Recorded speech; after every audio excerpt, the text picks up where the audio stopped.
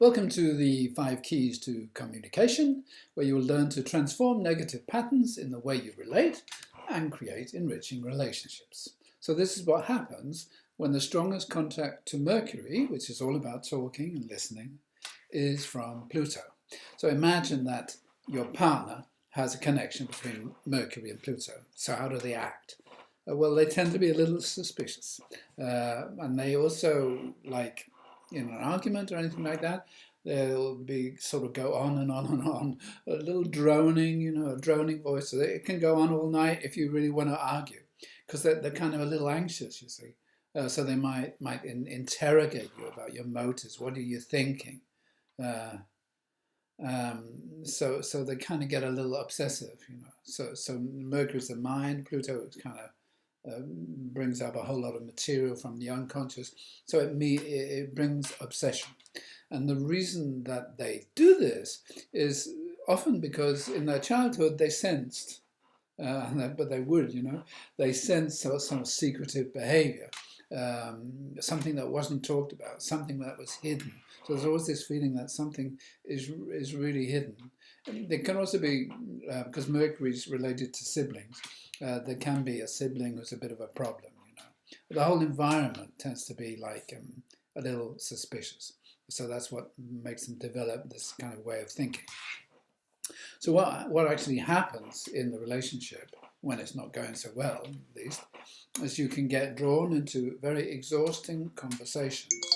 And you may start sort of concealing your own thoughts and actions, or if discussions go on for too long, you sort of end up just being silent, or you might try and explain things, but it just leads to some kind of exhaustion.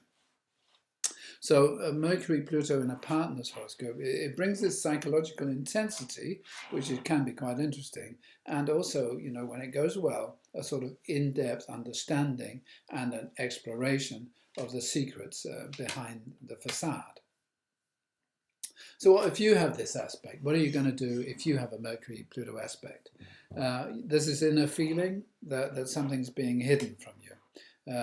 And you want to drill down to find the root cause. It's great if you're a sort of programmer, investigator, if you really have to find something that's hidden.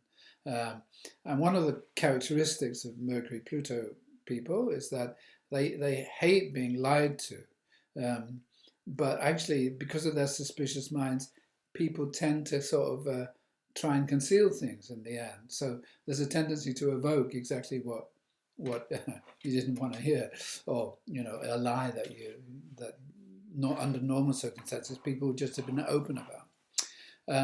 Also, there's a thing with Mercury-Pluto that there's the void. There's a sort of silences can make you nervous, and you fill it with words. And the funny thing is also in connection with secrets and being like suspicious, is that you're the one that has secretive behavior. You don't let people know what you're thinking at all, and one of the reasons for this is that, as in your upbringing, what was not talked about made you kind of anxious, or there was like jealous siblings who damaged you in some way, or siblings that had psychological problems, or something in school like that, like mobbing, or what do you call it, teasing, etc.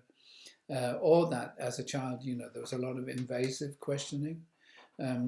So what you need to do, you need to research things that are actually hidden. That's a good job for you. If you're having an argument, keep it down to 5 minutes. Don't go on and on, because there's a need, it comes up, and you want to keep going on. So you don't want to let these demons up, because they love it, so the more you kind of dig, the more demons that kind of come up. You have to understand that interrogating people is anxiety driven, and anything that's anxiety driven doesn't have good results. And you have to understand that people will hide things from you if you're invasive. So when you're conscious of this kind of behavior, you learn how to transform the negative, relax in conversation, and offer your thoughts only when asked to do so.